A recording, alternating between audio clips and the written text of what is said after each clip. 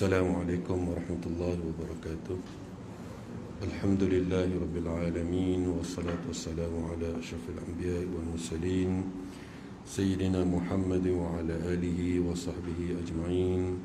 Rabbi shrah li sadri wa yassir li amri wahlul 'uqdatam min lisani yafqahu qawli. Subhanaka la ilma lana illa ma 'allamtana innaka antal alimul hakim. Allahumma la sahla illa ma ja'altahu sahla وأنت تجعل الحزن والصعب إذا شئت سهلا. أما بعد فإن أصدق الحديث كتاب الله وخير الهدي هدي محمد صلى الله عليه وسلم وشر الأمور محدثاتها وكل محدثة بدعة وكل بدعة ضلالة وكل ضلالة في النار أعاذنا الله وإياكم منها. Alhamdulillah, pagi ini kita sambung semula perbincangan kita tentang ahadithul fitan wal malahim, hadis-hadis peristiwa akhir zaman dan juga malahim ni, sebagaimana yang kita selalu sebut, ia adalah satu pertempuran ataupun satu peperangan. Pagi ini kita baca hadis yang ke-14.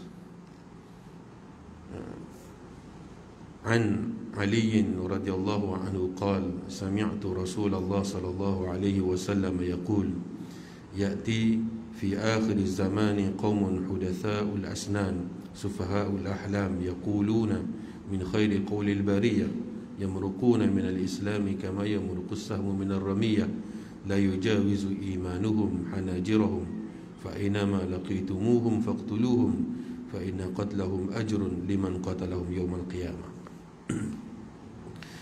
Dia kata daripada Ali radhiyallahu anhu berkata, aku mendengar Rasulullah sallallahu alaihi wasallam bersabda, ya'ti fi akhir zamanin, akan datang di akhir zaman ni qaumun hudatsaul asnan, satu kaum yang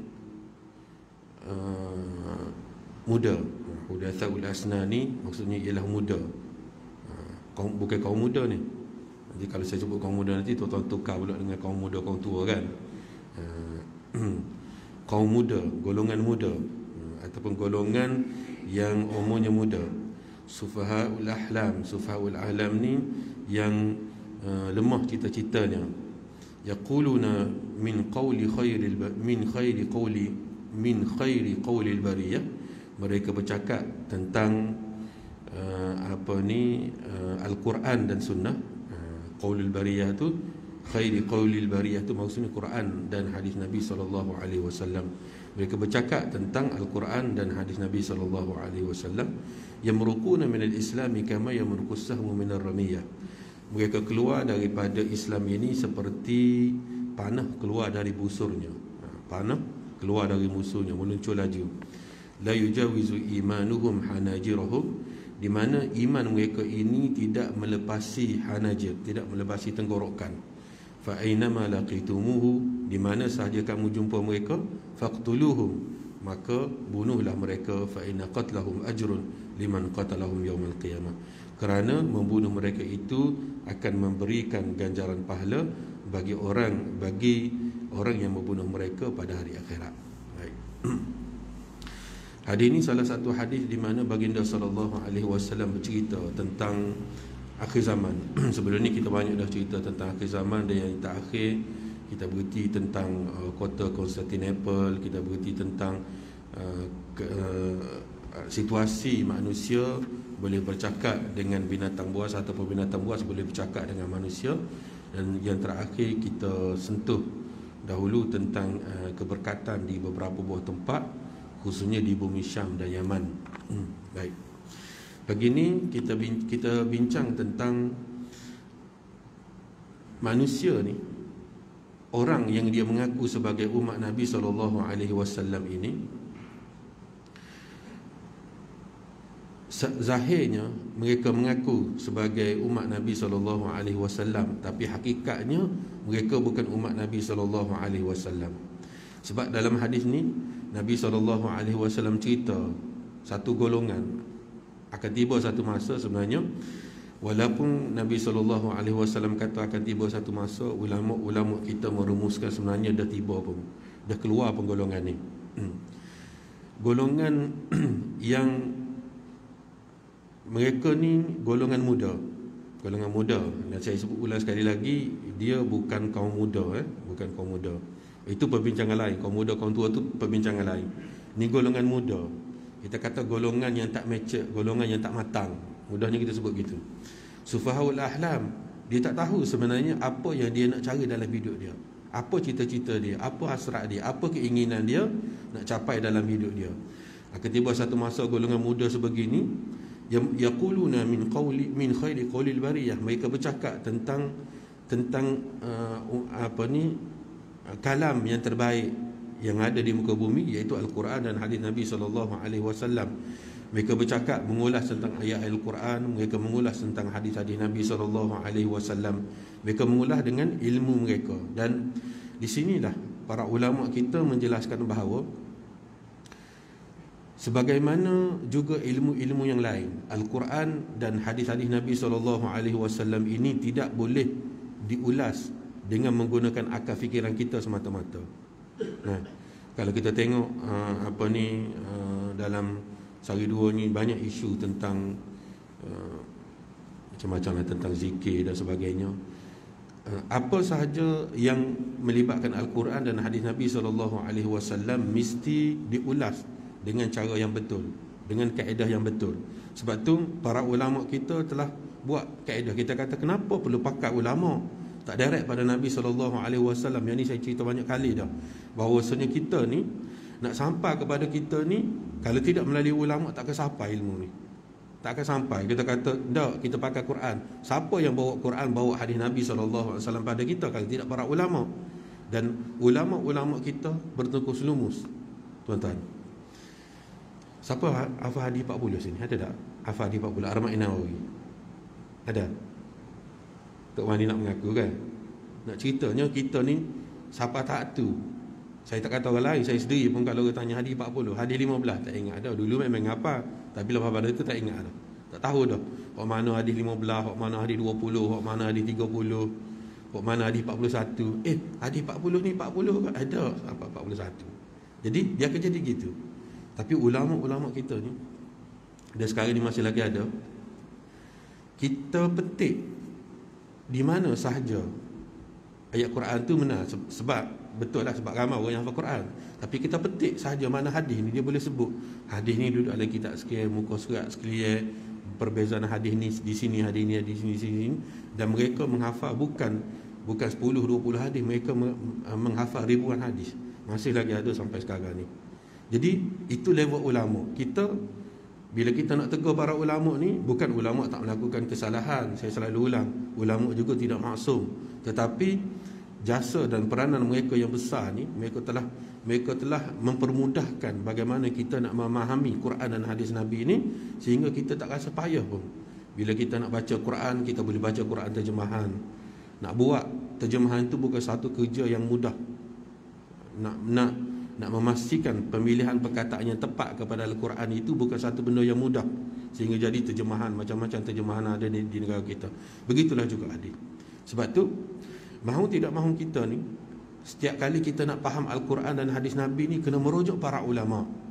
Dan kalau kita rasa kita tak berkenan dengan ulama yang pertama, ulama yang kedua ada lagi, tak berkenan dengan ulama yang kedua, ulama yang ketiga ada lagi, dan begitulah seterusnya bersepah ulama ataupun orang yang alim dalam masyarakat kita ni yang boleh kita rujuk. Kadang-kadang individu tertentu ni dia ada pandangan tertentu terhadap orang tertentu. Tak apa, pilih orang lain. Banyak lagi ulama yang ikhlas, ulama yang memperuntukkan hidup mereka untuk Islam. Jadi tuan-tuan jangan bimbang masalah tu. Yang penting sekarang ni ialah kita ni tergolong dalam kumpulan yang mana? Tergolong dalam kumpulan yang kita hidup dalam keadaan kita beramal tanpa kita memahami ilmu, ataupun kita beramal dengan ilmu. Kalau kita nak beramal dengan ilmu, insya-Allah Allah Subhanahu Wa Taala tunjuk jalan. Sebab apa? Dalam hadis ni Nabi SAW beri peringatan kepada kita bahawa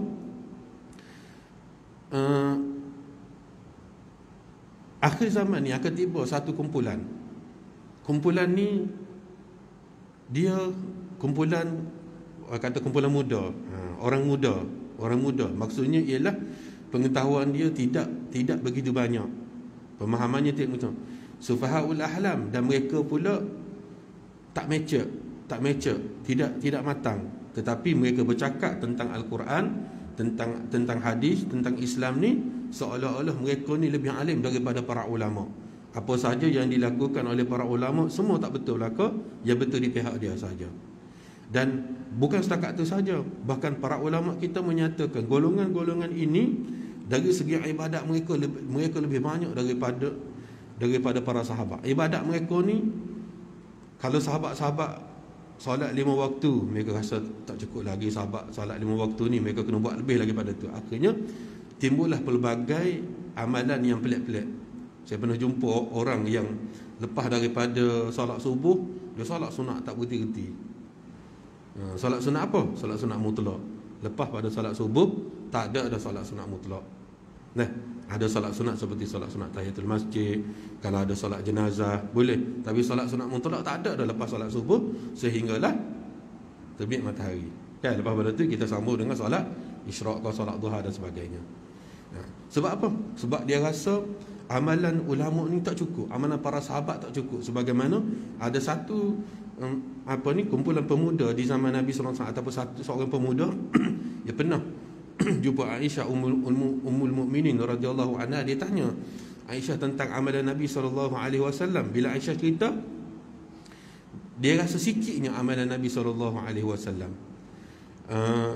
Nabi solat dengan kadar solat tertentu, dia rasa sikit. Dia nak solat, dia tak nak berhenti, nak solat aja sepanjang hidup dia.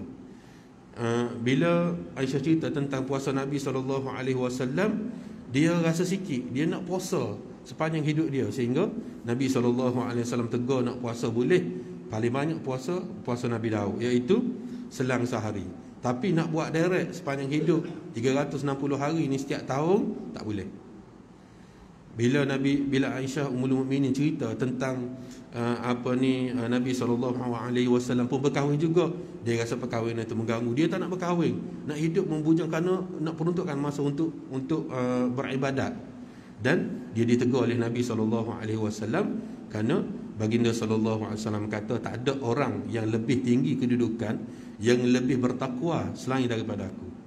Jadi kalau aku buat takat tu, kamu jangan mana-mana buat lebih daripada tu. Nah, sebab tu kita ni buat amalan agama ni, kita jangan ukur tengok orang tu sikit, orang ni banyak sikit. Tak, kita sekarang ni buat berdasarkan pemahaman kita terhadap agama.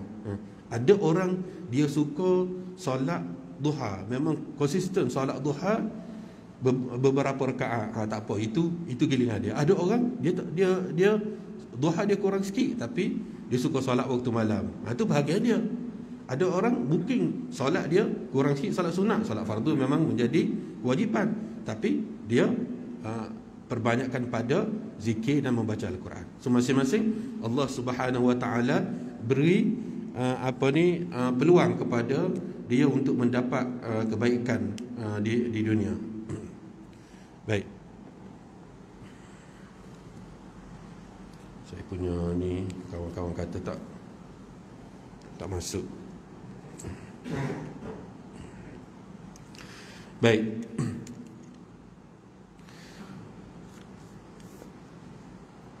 Yaquluna min khairi qawlil bariyah, mereka bercakap tentang Islam. Dan saya suka ulang bahawasanya setiap kali kita nak bercakap tentang Al-Quran dan hadis Nabi SAW ni, kena ada ilmu.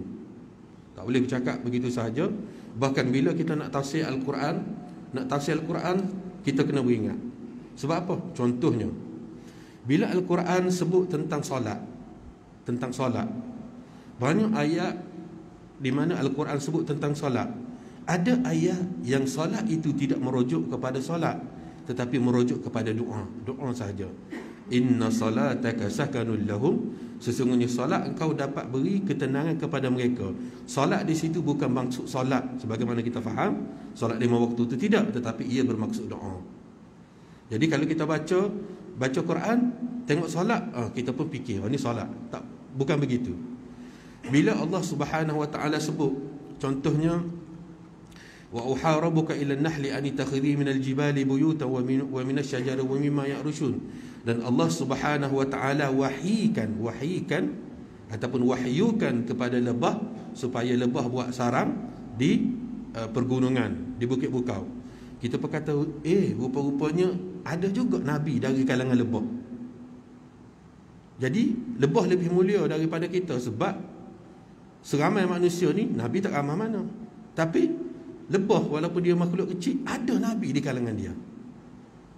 Jadi mana lebih baik? Lebih baik lebah daripada kita. Tetapi orang yang memahami kaedah Al-Quran, dia tahu apabila perkataan wahyu itu merujuk kepada binatang, merujuk kepada perempuan, ia bukan bermaksud wahyu kepada Nabi dan Rasul, ia bermaksud ilham. Jadi kalau kita baca wa'uha dan Allah Subhanahu Wa Taala wahyikan, maksud makna kita kata di kalangan lebah ni ada Nabi, padahal perkataan itu ialah perkataan yang merujuk kepada makna beri ilham secara fitrah. Lebah diberi ilham secara fitrah. Jadi sebab itu penting kita nak memahami Al-Quran dan hadis Nabi SAW ni kena ikut kaedah ataupun ikut peraturan. Begitu juga dengan hadis Nabi SAW. Bila Nabi SAW kata, contohnya tunkahul mar'ah li arba' li maliha wa li hasabiha wa li jamaliha wa li diniha fazfar bidzati din taribat yadak. Wanita itu dikahwini kerana 4 perkara. Lima liha kerana harta dia, wali hasabiha kerana keturunan dia, wali jamaliha kerana kecantikan, wali diniha kerana agama dia. Fasfat bidzati din, maka pilihlah yang beragama, taribat yadak, nescaya tangan kamu akan terpalik dengan tanah. Kalau kita translate biasa, taribat yadak, turab tu maksudnya tanah. Jadi taribat yadak maksudnya tangan kamu akan terpalik dengan tanah. Kita pun kata kalau macam tu lebih baik ambil yang tidak beragama, yang tidak berharta, yang tidak ada rupa, yang tidak ada kedudukan. Sebab buat apa kita ambil orang yang macam tu sampai tangan kita terpalik dengan tanah? Bukankah tangan terpalik dengan tanah ni dia menggambarkan kotor tangan kita? Kalau kita baca hadis begitulah maksud dia. Tetapi tidak. Ulama-ulama kata bukan tu maksud. Taribat yadak tu, tangan kamu terpalik dengan tanah sebagai satu kinayah, sebagai satu kiasan tentang orang kata kamu mendapat hasil yang terbaik, kamu mendapat keputusan yang terbaik. Jadi kalau kita baca secara bahasa, kita akan kata tangan kita kotor. Jadi buat apa pilih macam tu? Tetapi para ulama kita kata tidak. Maksud taribat yadak tu ialah kamu akan selamat, kamu akan sejahtera, kamu telah buat keputusan yang terbaik, kamu telah mendapat hasil yang terbaik. Itu penting kita memahami hadis Nabi SAW, begitu dengan Al-Quran, sebagaimana yang diajarkan oleh para ulama. Sebab tu mahu tidak mahu ulama ni menjadi panduan kita. Dan dalam budaya kita ni, sejak daripada dulu lagi masyarakat kita menghormati para ulama, menghormati para ulama, meletakkan ulama pada kedudukan yang sepatutnya. Dan begitulah tradisi kita buat daripada dulu. Tetapi keadaan berlaku zaman berzaman menyebabkan manusia mula ketepikan para ulama. Sebab dalam banyak-banyak penceritaan tentang kedudukan manusia bermula daripada zaman Nabi SAW sampai ke zaman kita, sampai ke hari akhirat, satu lapisan manusia yang menjadi perantara di antara Nabi SAW dengan manusia, iaitu Nabi SAW. Bahkan Al-Quran sendiri sebut tentang para ulama. Yarfa'illahu alladhina amanu minkum walladhina utul ilma darajat. Allah Subhanahu Wa Taala angkat kedudukan orang yang beriman, dan Allah Taala angkat kedudukan orang yang berilmu. Qul hal yastawi alladhina ya'lamun walladhina la ya'lamun. Katakanlah, adakah sama kedudukan orang yang mengetahui dengan orang yang tidak mengetahui? Dan kemuncaknya berada pada innama yakhshallaha min ibadihil ulama. Sesungguhnya orang yang takutkan Allah Subhanahu Wa Taala di kalangan hamba-Nya ialah dari kumpulan para ulama. Sebab tu penting kita tu. Dan akhir zaman ni Nabi SAW kata ada satu kumpulan orang yang kumpulan muda, dia rasa dia lebih alim daripada orang lain. Dia bercakap apa sahaja. Sebab tu kita kena ingat pesan ulama-ulama kita, pesan ahli-ahli tasawuf. Dalam hidup kita ni, Tidak semua benda kita kena jawab. Tidak semua benda kita kena cerita. Tidak semua benda kita kena keluar kenyataan, keluar statement. Ini penting. Sebab tu dalam keluarga Allah Subhanahu Wa Taala buat sifat yang berbeza di antara si ayah dengan si ibu. Perbandingan dua ni, kata para ulama, di antara mak dengan ayah, siapa yang banyak bercakap? Mak tak? Mak. Masa dia nak tidur tu masih lagi mulut dia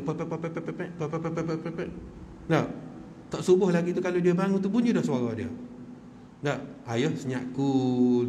Lepas pada solat subuh, balik dari surau tu, sampai ke rumah tu, mak tak bertiagi ayah cool. Lepas tak pagi pun cool. Beza Allah Subhanahu Wa Taala buat di antara ayah dan mak. Sebab apa jadi gitu? Ulama kita kata kerana ayah ni dia ada sifat dia dipanggil raufun. Mak dia ada sifat dia dipanggil rahimun. Apa beza antara dua ni? Beza antara dua ni, ulama kita kata mak yang ada rahim ni, yang menjadi tempat mengandungkan anak ini, dia sebagai satu sekatan. Kalau semua yang keluar daripada mulut mak ni jadi doa, tak ada manusia bagus atas dunia. Betul tak? Siapa tak kena serupa serana ke mak dia masa kecil-kecil dulu? Bahasa budak ni macam-macam istilah yang mak kita. Dia bukan kata dia benci, tapi bila angin dia datang angin itu, dia mari dia sebut macam-macam. Tapi ayah tidak. Nak dengar ayah serupa serana, anak nak dengar kata bahasa budak ni, jarang kita boleh dengar. Betul tak? Tuan-tuan sebagai ayah, tuan-tuan boleh rasa di kehidupan seharian. Berapa kali marah anak setiap hari bandingan mak kat rumah. Jadi Allah Subhanahu Wa Taala buat sifat yang berbeza ni antara mak dan ayah ini. Itu baru kedudukan seorang ayah dalam keluarga. Bayangkanlah kalau kedudukan itu kedudukan para ulama. Nak banding dengan orang biasa. Orang biasa setiap timbul isu dia mengulas, dia bercakap, tapi para ulama tak. Terutamanya orang yang berada pada kedudukan tertentu seperti para qadhi, para mufti, dia tidak boleh bercakap semua perkara. Saya pernah belajar dengan kategori yang dikategorikan sebagai mufti-mufti, qadhi-qadhi besar. Bila kita tanya dia di depan orang ramai tentang satu-satu masalah, dia jawab sepatah ya. Boleh, tak boleh, betul, salah. Tapi bila kita tanya dia soalan yang sama seorang-seorang, dia start daripada A sampai Z, 1 jam tu tak habis lagi dia syarah. Bila kita tanya kenapa Syekh buat macam ni, dia kata untuk orang awam tak dia jawab banyak. Sebab orang awam ini dia tak sapa pekat kita nak ulas. Sekarang ni kamu depan aku, so aku ulas satu persatu apa yang perlu kamu tahu. Dan aku faham soalan kamu tu, kamu nak benda lain. Jadi dia ulas banyak. Kita pun dengar lah, oh ini rupa-rupanya. Sebab tu para ulama ni dia tidak boleh jawab semua. Tahu kata ustaz ni jawab masalah ni, ustaz ni apa ni timbul masalah ni, jawab. Akhirnya kita keluar statement yang mengelirukan masyarakat. Dan di luar sana banyak statement yang mengelirukan masyarakat, lebih-lebih lagi dalam topik yang kita bincang ni tentang ahadithul fitan wal malahib. Minggu lepas saya dapat soalan tentang Dajjal. Kita tak lambat lagi masuk bab Dajjal ni dah, tuan-tuan jangan bimbang. Sampai masa dia nanti kita bincang bab Dajjal ni. Dajjal ni belum lagi keluar. Maksudnya Dajjal yang terakhir. Dan kita sebut beberapa kali Dajjal ni ada siri dia. Ada 30 siri semua. Siri yang terakhir itu Dajjal yang paling besar, yang akan bertembung dengan Nabi Isa AS. Satu. Walaupun Dajjal belum keluar, boleh atau tidak Dajjal ni set up pasukan konspirasi dia? Boleh atau tidak dia remove kumpulan yang nama Illuminati ke Freemason ke apa saja nama lah? Boleh atau tidak? Dan dia persiapkan satu pasukan dia lengkap. Bila dia keluar nanti pasukan dia dah ready dah. Boleh atau tidak? Jawabnya tidak boleh. Mengapa? Kerana Nabi SAW cerita tentang Dajjal ini. Bila Dajjal tu keluar, baru dia buat kerja dia.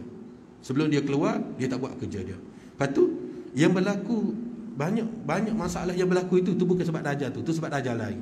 Kerana Dajjal ada lagi 30 tadi saya sebut tadi. Sabit dalam banyak hadis Nabi SAW. Jadi Dajjal yang terakhir itu yang akan bertembung dengan Nabi Isa AS, yang akan bertembung sebelumnya dengan Imam Mahdi. Dajjal tu dia keluar baru dia buat kerja. Dan Dajjal itulah yang disebut oleh Nabi SAW, yang Nabi ajar kita baca dalam tahiyat akhir sebelum daripada kita beri salam. Allahumma inni a'udzubika min azabil qabri wa min azabi jahannam wa min fitnatil mahya wal mamat wa min fitnatil masihid dajjal. Dajjal al-azam ataupun Dajjal akbar, Dajjal yang besar yang menjadi penutup Dajjal. Nabi SAW pesan pada kita sangat supaya kita minta berlindung dengan Allah Subhanahu Wa Taala daripada bertemu atau bertembung dengan Dajjal ni. Kerana tarikan dia bukan setakat dapat menguasai orang yang kumpulan tadi, kumpulan muda, kumpulan yang tidak berilmu, yang tidak berpengetahuan, tidak, bahkan orang cerdik pandai pun banyak akan tertipu dengan dia. Jadi sebab tu Nabi SAW pesan begitu. Jadi soalannya, boleh atau tidak Dajjal ni buat remote? Jawabnya tak boleh. Adakah Dajjal ni dah keluar? Jawabnya belum lagi. Nabi cerita Dajjal nak keluar ni bukan sekarang. Nabi cerita 1400 tahun dahulu lagi Dajjal ni akan keluar. Sebagai satu peringatan besarnya bahaya Dajjal kepada umat Nabi SAW, supaya mereka bersiap sedia. Sebab tu para ulama kita dalam membincangkan tentang peristiwa kezaman ni, dia ada beberapa konklusi. Konklusi yang pertama yang kita nak sebut pagi ni ialah ulama kita, contohnya dalam kitab Basair, dalam kitab Masail, ni kitab tentang peristiwa kezaman, mereka merumuskan kuncinya ialah balik kepada Quran dan hadis Nabi SAW. Balik pada Quran dan sunnah Nabi. Balik pada Quran dan sunnah Nabi ini bukan balik begitu sahaja, tetapi mesti melalui satu perantara, iaitu para ulama, supaya kita balik pada Quran dan balik pada hadis Nabi dengan cara yang betul, beramal dengan cara yang betul. Kerana Quran dan hadis Nabi ini ada tempat-tempat tertentu hanya dipahami oleh para ulama, tidak dipahami oleh orang awam. Jadi perlukan para ulama untuk memberi penjelasan. Baik, minggu ni pula dapat soalan yang lain. Minggu lepas tentang Dajjal, minggu ni tentang Imam Mahdi. Ada yang cerita pada saya Imam Mahdi dah keluar, dan mereka ini adalah pasukan yang dipersiapkan untuk membantu Imam Mahdi, dan mereka ready bila-bila masa saja Imam Mahdi boleh panggil mereka. Jawabnya begini, walaupun banyak nas tentang Imam Mahdi ni, ada lebih kurang dalam 100 ulama buat kesimpulan ada 104 nas tentang Imam Mahdi ini. Konklusinya macam ni, Imam Mahdi itu sendiri dia tak tahu dia Imam Mahdi. Takkan kita tahu kita sebagai pembantu Imam Mahdi? Nah, kena faham situ.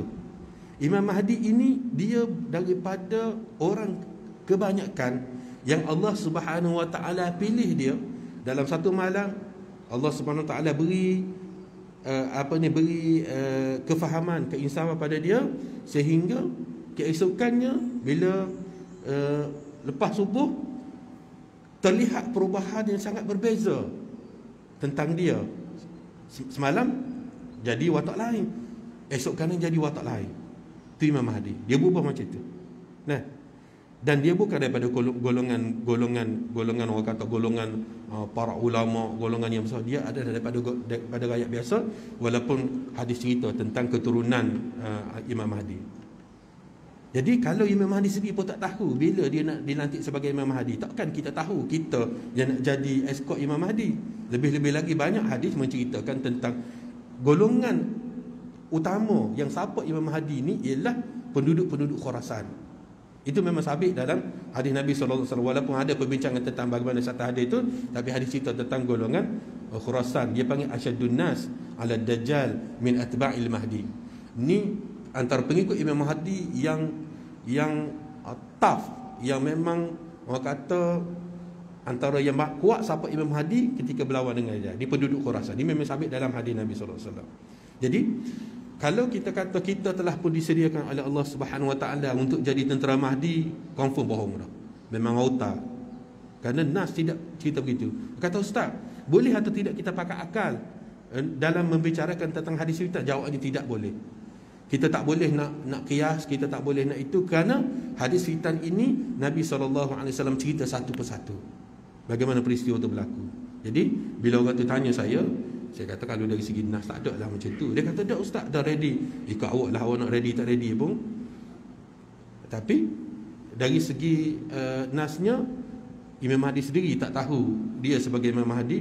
Dan ketakutan kita terhadap Dajjal dan excited kita menunggu Imam Mahdi ni menyebabkan kita lupa banyak lagi siri penceritaan yang lain dalam hadis fitan itu.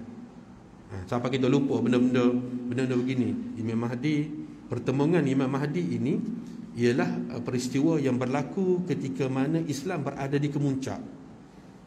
Islam, kita kata ustaz, Allah Subhanahu Wa Taala boleh buat apa sahaja, itu hak dia, hak Allah Subhanahu Wa Taala. Dengan kun fayakun dia boleh buat apa sahaja.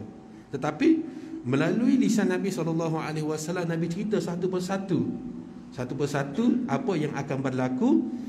Dan sebelum kedatangan Imam Mahdi dan juga Dajjal ni, banyak lagi peristiwa yang lain yang akan datang. Ada Al-Malhamatul Kubra, ada pertembungan peperangan yang besar, ada peristiwa pertembungan di antara umat Islam dengan golongan Yahudi, ada peristiwa pertembungan umat Islam dengan Nasrani. Kata ustaz, ada juga pertembungan umat Islam. Ya, Nabi SAW dalam hadis Nabi cerita, bila sahabat tanya Nabi, ayyul madinataini tuftah awalan, Konstantinopel Amir Rum, mana di antara dua bandar yang akan dibuka dahulu, Konstantinopel dan Rom? Nabi kata Konstantinopel tuftah awalan. Konstantinopel, Istanbul sekarang ni akan dibuka dahulu. Dan benar lagi dibuka ialah kota Rom. Saya sebut kota Rom ni, tuan-tuan kata kat mana kota Rom? Vatikan. Ulama-ulama kita merumuskan ia adalah Vatikan. Jadi Vatikan masih lagi belum dibuka. Artinya akan berlaku satu pertemuan di antara kuasa umat Islam dengan kuasa Nasrani. Jadi kalau kita faham benda ni, kita tidak terlalu excited menunggu kedatangan Imam Mahdi, kerana bila tiba satu masa Imam Mahdi akan tu. Tetapi usaha untuk menjadi umat yang baik ini perlu, sebagaimana yang dilakukan oleh para sahabat. Bila Nabi SAW cerita tentang la tuftahanna al-Qustantiniyah fala ni'mal amiru amiruha fala ni'mal jaishu dzalikal jaish. Kota Konstantinopel ni akan dibuka, the best panglimanya ialah pemerintahnya ialah pemerintah yang buka kota Konstantinopel, dan terbaik, askar yang terbaik ialah askar yang bersama-sama dengan panglima tadi yang buka kota Konstantinopel. Bila para sahabat tahu, para sahabat bukan saja mengharap, bahkan disebut di kalangan sahabiyah, wanita-wanita sahabat Nabi SAW, ada yang bersiap sedia mengharapkan semasa berlaku peristiwa tersebut dia pun terlibat juga buka kota itu. Sebab tadi fala ni'mal amiru amiruha fala ni'mal jaishu dzalikal jaish. Jadi sejarah menyebut bahawasanya para sahabat Nabi SAW mengharapkan mereka terpilih dapat kemuliaan tersebut, sehingga apabila kerajaan berpindah daripada kerajaan Khilafah Rashidah ataupun zaman Khulafah Rashidin ini berpindah kepada kerajaan Umayyah, ketika itu Khalifah Umayyah telah mempersiapkan angkatan tentera di sebelah barat ini sebagai satu petanda awal mereka merancang untuk masuk ke kota Konstantinopel. Dan perancangan itu dibuat pada kurun yang pertama hijrah lagi, sehingga kurun yang ketujuh baru berlaku peristiwa pembukaan kota Konstantinopel. Nampak tak bagaimana para sahabat mengharapkan? Mereka tidak mengharapkan saja begitu, tapi mereka mengatur strategi, diperkuatkan angkatan tentera sampai ke peringkat mengandungi hampir 2,000 buah kapal armada perang kerajaan Umayyah di kawasan laut sebelah barat. Dan selepas pada itu mereka membangunkan teknologi peperangan sehingga kemuncaknya yang dilakukan oleh Muhammad Al-Fatih, teknologi memindahkan kapal dari kaki bukit, mendaki satu bukit yang besar sampai ke teluk tempat berlakunya peperangan. Nah, bukan satu benda yang mudah, tuan-tuan. Selepas daripada tentera-tenteranya bangun bertahajud, bermunajat kepada Allah Subhanahu Wa Taala, diarahkan tenteranya, diangkut kapal di kawasan bukit yang dipenuhi dengan balak, bukan sebesar 2 jari tapi sebesar 2 pemeluk. Kita nak potong balak ataupun nak potong kayu pun rasa susah. Cuba tuan-tuan bayangkan para askar Muhammad Al-Fatih ni. Tapi mereka boleh buat dalam satu malam. Subuh esok semua kapal tu telah pun berada dalam terusan sebagai persiapan terakhir, dan tepat jam lebih kurang dalam pergerakan berlaku pada waktu dini hari pukul 1 pagi, dan mereka sampai di teluk itu pada subuhnya, dan ketika itulah mereka lakukan serangan terakhir dengan menggunakan, mula-mula tu dia tembak dengan meriam yang besar, lebih kurang dalam kalau depa saya ni bukan dalam 5 depa. Meriam besar yang sainya lebih sekitar 1 pemeluk lebih, dan mereka tembak kota-kota senepa. Akhirnya Allah Subhanahu Wa Taala beri kemenangan kepada mereka. Ini satu benda yang perlu kita faham dalam sejarah. Jadi banyak menurut sejarah ni perlu kita itu. Jadi kita jangan tenggelam dengan excited kita tunggu Imam Mahdi saja, ataupun ketakutan kita dengan Dajjal ni, seolah-olah Dajjal ni akan mari esok lusa dan kita tinggal benda lain. Sedangkan Nabi SAW pesan pada kita, macam-macam mana pun buat persiapan untuk mantapkan agama kamu, untuk mantapkan masyarakat kamu. Kita beragama bukan untuk kita saja, juga untuk masyarakat kita. Sebab tu Nabi SAW pesan pada kita, kita jangan hidup sebagai seorang Muslim ni untuk kita saja. Sebab tu qu anfusakum wa ahlikum nara. Jaga kamu dan jaga ahli keluarga kamu.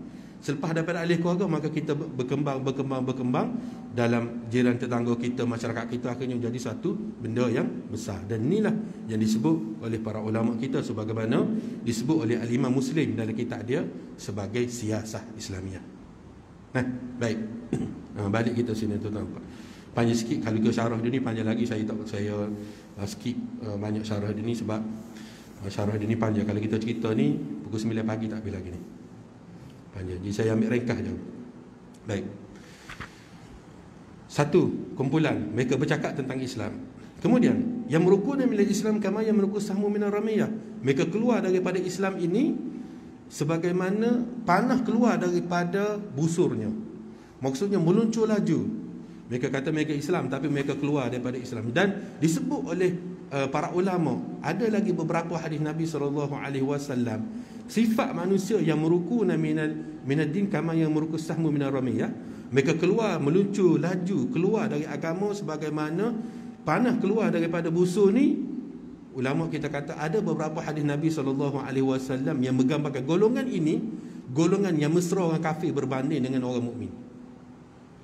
Sedangkan Nabi SAW pesan pada kita, ya ayyuhalladzina amanu, bukan Muhammadur Rasulullah walladzina ma'ahu asyidda'u 'alal kuffar ruhama'u bainahum tarahum ruk'an sujadan yabtawuna fadlan min Allah wa ridwana simahum fi wujuhihim min athari sujud. Apa makna dia? Makna dia Muhammadur Rasulullah. Pertama, Muhammad ni Rasulullah. Kamu bercerita apa sahaja tentang Muhammad ini adalah Rasulullah. Jangan ketepikan status Muhammad Rasulullah ni, kerana ni penting. Muhammad walaupun beliau adalah seorang ayah, beliau adalah seorang ketua, beliau adalah seorang panglima peperangan, tapi kena ingat semuanya itu dalam sekal Muhammad ini Rasulullah. Jangan ketepikan maksud Rasulullah tu ataupun kedudukan Nabi SAW ini sebagai Rasulullah. Itu penting. Sebab apa? Sebab Rasulullah ni dia adalah bukan setakat Nabi dan Rasul saja, tetapi dia adalah Sayyidul Mursalin, penghulu kepada segala Rasul. Walladzina ma'ahu, dan orang yang bersama baginda, yakni para sahabat, asyidda' wa'alal kufar ruhama'u bainahum. Mereka bersikap keras, tegas dengan orang kafir, ruhama'u bainahum, tetapi sesama mereka saling berkasih sayang. Ini benda yang perlu kita beri perhatian. Kita ni kalau sama-sama orang Islam, sikit je selisih, rasa nak sisih dengan baju. Tapi kalau dengan orang kafir kata apa saja tentang Islam, tak apalah, mungkin dia tak faham tentang Islam pula. Sebab tu strategi perlu ada di kalangan orang Islam ini dalam usaha mempersatukan di antara orang Islam. Dan kita nak satukan orang Islam ni, kita tak boleh satu di atas dasar asabiyah. Asabiyah, laisa minna man da'a ila asabiyah wa laisa minna man qatala ala asabiyah wa laisa minna man mata ala asabiyah. Saya bimbang juga nak sebut benda gini. Dia kata ustaz ni baru-baru pilihan raya ni semalam ni kan. Tak, ini bukan masalah pilihan raya, ni masalah di kita kan. Nak cerita bab tu, tunggu waktu kita cerita bab lain pula. Baik. Bukanlah di kalangan kita orang yang menyuruh kepada asabiyah. Maksudnya ialah perkauman. Dan bukan di kalangan kita orang yang berjuang di atas dasar perkauman. Dan bukan di kalangan kita orang yang mati di atas dasar perkauman yang tidak ada sandaran dengan agama. Jadi para ulama kita merumuskan bahawa macam mana kita nak satukan umat Muhammad sallallahu alaihi wasallam ini sehingga dia menjadi asyidda wal kufar ruhama ubainahum, mesti disatukan di atas dasar agama. Dan bila dasar agama, kita kena faham satu benda, iaitu hubungan sesama manusia ini dibina di atas dia panggil ala at-tashahuh. Tashahuh ni maksud dia macam ni. Bahasa ada orang Kelantan dah, ngerak. Orang Kelantan ada ngerak. Budak kan, kalau dia menangis dengan mak dia kan, dia pergi tangan mak dia, mak nak tu nak ni kan, dia panggil ngerak. Ataupun bahasa yang lebih yang mudahnya, kita kata loket. Nah, hubungan sama manusia ni dia loket. Dia tidak sama dengan hubungan dengan Allah Subhanahu Wa Taala. Allah Subhanahu Wa Taala, hubungan dengan Allah Subhanahu Wa Taala dibina di atas dasar tasamuh. Maksudnya bila kita bertaubat kepada Allah Subhanahu Wa Taala, cukup syarat dia, Allah Subhanahu Wa Taala akan terima taubat kita. Tapi kita ni kalau pergi minta maaf dengan manusia, dah cukup syarat pun belum tentu manusia maafkan lagi kita. Betul tak? Itu dipanggil at-tashahuh. Sebab tu bila begitu, maka perlu ada kaedah dan usaha untuk menyatu padukan umat Muhammad sehingga mereka sampai ke satu tahap asyidda walil kufar ruhama bainahum. Dan Nabi SAW dalam banyak hadis, Nabi menceritakan sampai satu tahap, ada dalam ni sebenarnya yaqtuluna alal Islam wa yad'una alal awthan. Sama Islam ni mereka berpegang, bertelagah, tak boleh nak bersatu. Tetapi dengan orang kafir mereka boleh sihai, bahasa mudahnya, boleh berdamai, boleh berbaik dengan sangkaan baik yang pelbagai, sedangkan sama orang Islam mereka tak boleh bersatu. Dan kita akan ditanya oleh Allah Subhanahu Wa Taala, sebab apa kita orang Islam ni masing-masing jua maha tak nak bersatu antara satu sama lain. Perbezaan politik dah satu dah. Perbezaan bangsa menyebabkan kita bila sesama Islam tetapi bangsa lain, kita tak boleh nak bersatu. Ini satu benda yang Allah Subhanahu Wa Taala akan tanya, tuan-tuan.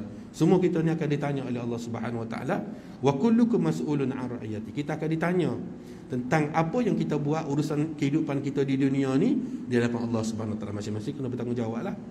Sebab tu macam-macam mana pun hidup kita ni mesti ada sifat takdir. Muhammadur Rasulullah hakak Nabi dulu, tempat yang paling tinggi. Apa saja urusan asyidda'u 'alal kufar, sikap keras terhadap musuh, ruhama'u bainahum, dia balik pada panduan Nabi SAW sebagai Nabi. Kalau kita faham benda tu, insya-Allah mudah kita. Sebab tu hidup di dunia ni kita kena ingat dia adalah matiyatul mu'minin. Dalam satu hadis Nabi kata ad-dunya matiyatul mu'minin. Dunia ni sebagai kenderaan orang mukmin. Nabi sebut dalam hadis lain ad-dunya mazra'atul akhirah. Dunia ni sebagai tempat bercucuk tanam untuk sampai ke akhirat. Jadi proses perjalanan kita atau proses bercucuk tanam ni mesti ada cara yang betul supaya di akhirat nanti kita akan selamat. Kita jangan bayangkan syurga neraka ni, kita jangan bayangkan kita akan dihumbangkan ke dalam neraka, dalam kolam begitu saja. Tidak. Bukan begitu. Setengah orang dulu dia kata kalau nak jadi jahat, betul-betul jadi jahat. Kenapa?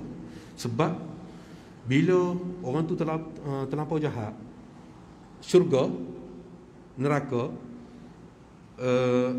akan ada titian sirat lalu di atas neraka untuk sampai ke syurga.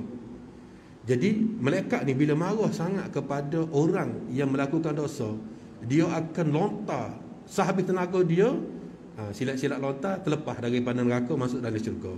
Jangan bayar ke syurga, neraka macam tu.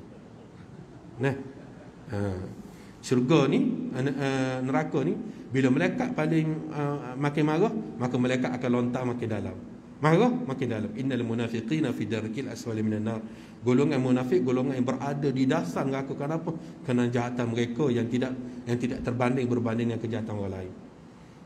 Golongan kufar buat kejahatan secara berdepan, tapi golongan munafik buat kejahatan secara di belakang. Sebab tu golongan ini adalah golongan yang Allah SWT sebut mereka berada di dasar neraka. Sebab tu kita kena ingat benda tu, dan kita kena bersiap sedia. Bahawasanya kita ni mahu tak mahu kita kata tak, saya bukan orang politik, saya tidak terlibat gini-gini. Tidak, kita bertanggungjawab, akan ditanya oleh Allah Subhanahu Wa Taala apa yang telah kamu buat di dunia ini sepanjang hidup kamu. Jadi kita jangan set dalam kepala tak apa aku terlepas pemimpin politik, tidak, penghulu pun tidak kita ni JKK sama telah tidak, pengurusi lagi tidak kita. Jadi kita terlepas, jangan. Kita akan ditanya oleh Allah Subhanahu Wa Taala tentang apa yang telah kita buat di dunia. Baik, saya habiskan sikit lagi. La yujawizu imanuhum hanajirahum fa inama laqitumuhu faqtuluhum fa inna qatlahum ajrun liman qatalahum yawmal qiyamah. Dia kata iman mereka ni sampai sini je. Maksudnya ialah mereka mengungkapkan mereka beriman, mereka sebut mereka beriman kepada Allah Subhanahu Wa Taala, tapi sebenarnya iman tu tak sampai dalam hati. Sekat mulut saja, sampai mulut saja. Saya beriman, saya bertakwa, saya gini, tetapi hakikat sebenarnya hati mereka ni tidak beriman, ataupun mereka memang tidak faham tentang Islam itu. Mereka hanya sebut mereka faham, tapi hakikat sebenarnya mereka tak faham. Cuma dalam hadis ini sebut satu benda, iaitu fa inna ma laqitumuhum faqtuluhum. Kat mana-mana saja kamu jumpa mereka, kamu hendaklah perangi mereka atau bunuhlah mereka, kerana membunuh mereka itu dapat memberikan ganjaran pahala. Dan pesanan akhir ini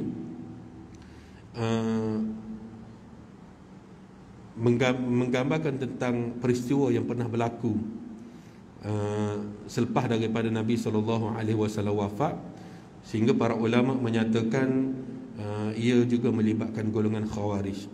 Khawarij ni adalah golongan yang keluar daripada mentaati Sayyidina Ali sebagai khalifah yang keempat, lebih-lebih lagi selepas berlakunya peristiwa tahkim di antara Sayyidina Ali dengan Muawiyah radhiyallahu anhuma. Saya tak nak ulas tentang peristiwa-peristiwa ini kerana ia adalah pertembungan perbezaan pandangan di kalangan para sahabat, dan sahabat Nabi SAW kesemuanya mendapat gelaran radhiyallahu anhu. InsyaAllah satu masa nanti saya akan ceritakan secara detail bagaimana berlakunya peristiwa peperangan Siffin, sehingga membawa sebelumnya berlaku peperangan Jamal, yang kemudian bersambung dengan peperangan Siffin, kemudian bersambung dengan majlis tahkim, kemudian bersambung dengan peristiwa pembunuhan Sayyidina Ali radhiyallahu anhu, kemudian berpindah kekuasaan kepada Hasan bin Ali radhiyallahu anhuma, kemudian dipaskan kekuasaan itu kepada Muawiyah untuk kali yang kedua. Kali yang pertama dalam majlis tahkim, kali kedua diserahkan oleh Hasan. Kemudian di sepanjang perjalanan itu berlaku beberapa peristiwa yang pernah kita sebut dulu awal kuliah kita, iaitu tentang Waqa'ah Al-Harrah, pembunuhan Al-Harrah yang menyebabkan lebih kurang dalam 300 orang anak keturunan sahabat Nabi SAW terbunuh dalam peristiwa serangan askar-askar kerajaan Umayyah terhadap Madinah Al-Munawwarah. Cerita dia panjang, tapi kalau kita tengok secara zahir, kita akan kata orang ni salah, orang ni salah. Nanti kita akan cerita, sampai satu masa nanti saya akan cerita dah. Sebab cerita ni dia ada sebab musabak dia, dan cerita ni perlu difaham cara yang betul, kerana satu side dia melibatkan perbezaan pandangan dari segi pentadbiran, dan satu side lagi ia tidak boleh mempertikaikan iman para sahabat Nabi SAW kepada baginda SAW, kerana mereka adalah berada di kedudukan yang paling mulia di kalangan umat Nabi SAW. Tuan-tuan dah, sampai masa dia. Bahkan para ulama kita tulis kitab Al-Fitnatu Bainas Sahabah untuk memurnikan kisah ini, supaya kita tidak kata Muawiyah jahat, Muawiyah ni sebab apa? Sebab dia rampas kawasan daripada Sayyidina Ali. Tak timbul macam itu. Abu Hurairah ni jahatlah Abu Hurairah ni. Sebab apa? Abu Hurairah ni suka Muawiyah, tak suka Sayyidina Ali. Ketimu macam tu. Jadi kita cerita dulu siapakah Abu Hurairah radhiyallahu anhu, orang yang paling banyak meriwayatkan hadis Nabi sallallahu alaihi wasallam, yang kita duk baca-baca di banyak hadis Abu Hurairah, dan beliau merupakan salah seorang sahabat Nabi yang terlibat dalam pasukan dia panggil Al-Amnul Am, pasukan pengawal Nabi sallallahu alaihi wasallam yang menyimpan banyak rahsia daripada Nabi sallallahu alaihi wasallam. Nah, nanti kita akan jumpa gitu. Sebab tu mengapa para ulama menyatakan hadis ni ada kaitan juga dengan Khawarij, kerana ciri-ciri Khawarij ni memang bertepatan dengan hadis ini, di mana mereka adalah golongan muda, ngaji tak nak, tapi rasa alim, beramal saja, dan mereka rasa mereka hebat. Apa yang dibuat oleh Sayyidina Ali tak betul, apa yang dibuat oleh Muawiyah tak betul berlaku. Yang betul adalah mereka. Dan akhirnya kita tutup dengan Khawarij ini. Apabila Khawarij ini mengancam Sayyidina Ali radhiyallahu anhu, maka Sayyidina Ali menghantar Ibnu Abbas, Abdullah Ibnu Abbas radhiyallahu anhuma. Bila sahaja Ibnu Abbas nak dihantar kepada golongan Khawarij ini, Sayyidina Ali pesan kepada Ibnu Abbas, dia kata, ya Ibnu Abbas, innahum hammalu wujuh fanaqishhum bisunnah. Mereka ni, Ibnu Abbas, Abdullah Ibnu Abbas, mereka ni hammalu wujuh, mereka ni pakai zahir je nas. Bahasa mudah macam tu. Bila dia tengok teks Quran, zahir saja mereka pakai. Mereka tak memahami maksud sebenar. Fanaqishu bisunnah. Maka jangan lupa masa nak diskus dengan mereka, bawa hadis Nabi bersama. Jangan asingkan hadis Nabi, bincang tentang Quran saja, tak, bawa hadis Nabi sallallahu alaihi wasallam, kerana hadis Nabi akan menjelaskan banyak benda yang ada dalam Al-Quran. Jadi para ulama merumuskan bahawasanya pengetahuan kita tentang Al-Quran ini, kita tidak dipanggil berhikmah, bijaksana, sebagaimana ayat sebut ud'u ila sabili rabbika bil hikmah. Perkataan al-hikmah di situ sebelumnya telah ditafsirkan oleh Umar Al-Khattab radhiyallahu anhu dengan makna ada Quran, ada hadis Nabi sallallahu alaihi wasallam, mesti selari. Quran saja tak dipanggil hikmah lagi. Kalau itu pandang Quran saja, maksudnya dia menafsirkan Quran. Sebab apa? Sebab sebahagian daripada ayat Quran perlu ditafsirkan dengan hadis Nabi SAW supaya tidak menimbulkan kekeliruan. Jadi mesti ada sekali, dan apabila menggabungkan di antara Quran dan hadis Nabi SAW, maka orang itu akan mendapat kedudukan al-hikmah tadi. Nah, sebab tu bijaksana ni dalam Islam kita ni, orang tu tak bijak kalau dia tak faham Quran dan tak faham hadis Nabi sekali. Faham Quran saja, tak faham hadis Nabi, memang bohong. Dia tidak akan faham Quran tanpa hadis Nabi SAW. Sebab tu Nabi kata, utitul Quran wa mithlahu ma. Jadi bila Ibn Abbas pergi berdebat dengan mereka, Ibn Abbas bawa hadis Nabi SAW, memang golongan ini memang terbongkang, memang kalah. Namun mereka tetap bertegas, berkeras dengan pendirian mereka. Mereka tidak nak mengaku kalah, dan akhirnya berlakulah peristiwa pembunuhan Sayyidina Ali radhiyallahu anhu, sehingga anak-anak Sayyidina Ali, iaitu Hasan, Husain dan juga Muhammad ni daripada ibu yang lain, Muhammad Al-Hanafiyah, daripada ibu daripada keturunan Bani Hanifah, yang dikahwini selepas daripada Fatimah radhiyallahu anha meninggal, dan lahirlah Muhammad dipanggil Muhammad Al-Hanafiyah, dan mereka bertiga menguruskan jenazah ayahanda mereka Sayyidina Ali radhiyallahu anhu ini di suatu tempat, dikebumikan di suatu tempat yang tidak diceritakan kepada siapa-siapa, kerana bimbang kubur Sayyidina Ali radhiyallahu anhu ini akan dibongkar kembali oleh golongan Khawarij. Sampai tahap tu mereka marah kepada para sahabat Nabi sallallahu alaihi wasallam. Tuan-tuan yang dirahmati Allah, jadi kita cakap tu dulu. Yang penting hari ni kita faham bahawasanya akan timbul satu golongan manusia ini ilmunya tak ada, golongan-golongan muda, dia rasa dia alim, bercakap tentang Quran dan hadis Nabi sallallahu alaihi wasallam, dan mereka lebih mesra orang kafir berbanding dengan orang Islam.